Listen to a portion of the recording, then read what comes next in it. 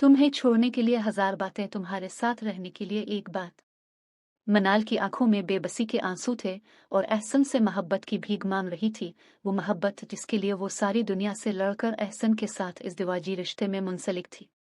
दर्द अब के सीने से ज़बान तलक इजा तो समझ जाए आप हार चुके हैं। इंतज़ार मौत से भी बुरा होता है और मोहब्बत का इंतज़ार आधी मौत के बराबर है। मनाल की मोहब्बत की उलझन भी एहसन की याद और इंतज़ार से गुजर कर अजियत बनती जा रही थी।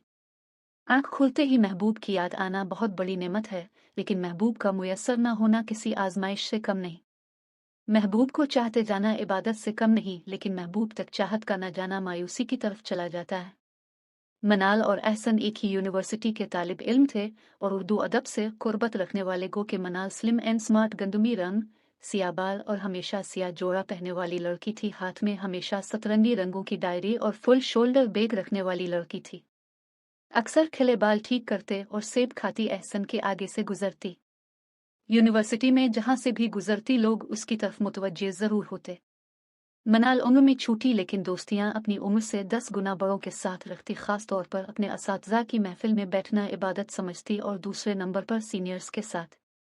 एहसन भी मनाल के सीनियर्स में से था, जो कि मनाल के लिए खुशकिस्मती से बदकिस्मती बनता गया। शुरू में तो मनाल की जिंदगी का कोई दिन ऐसा न था एहसन से मुलाकात न हो, और यही हाल एहसन का था। एक दूसरे को वक्त देना फर्ज समझते थे। मनाल का मिजाज इंतहाई हसास और नरम था, जबकि एहसन का मिजाज इंतहाई बेहिस और सख्त था। इन दोनों में सब कुछ मुख्तलिफ था सवाए उर्दू अदब के।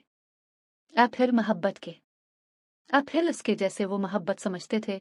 तुम्हें नफसियाती मिसला है, मैं क्या करूं? एहसन ने कहा। मोहब्बत करने वाले तो साथ देते हैं, वो ही तो हल निकालते हैं। नहीं, मैं तुम्हारे लिए कुछ नहीं कर सकता। मैं तुम्हें कभी खुश नहीं रख सकता, क्योंकि तुम कभी किताबी बातों से बाहर नहीं आते। मनाल एहसन से इस मोहब्बत की भीख मांग रही थी, जो दुनिया से तो हासिल कर चुकी थी, लेकिन एहसन से हासिल करने से कासिर थी। कभी कभी मोहब्बत का मिल जाना नेमत होता है और कभी कभी मोहब्बत का मिल जाना ही आजमाइश होती है। मनाल अपनी जिंदगी के इस स्टेशन पर खड़ी भीख मांग रही थी, जिसकी गाड़ी पीछे जाती तो आग में गिरती, आगे जाती तो दरिया में डूब जाती। एहसन के साथ अरसा दराज से मोहब्बत जैसी इबादत में मसरूफ रहने के बाद आज उसको एहसास हो रहा था जिंदगी में हार्ड चॉइसेस किया होती है। अमीर जज्बात रखने वाली मनाल आज मोहब्बत की भीख मांग रही थी।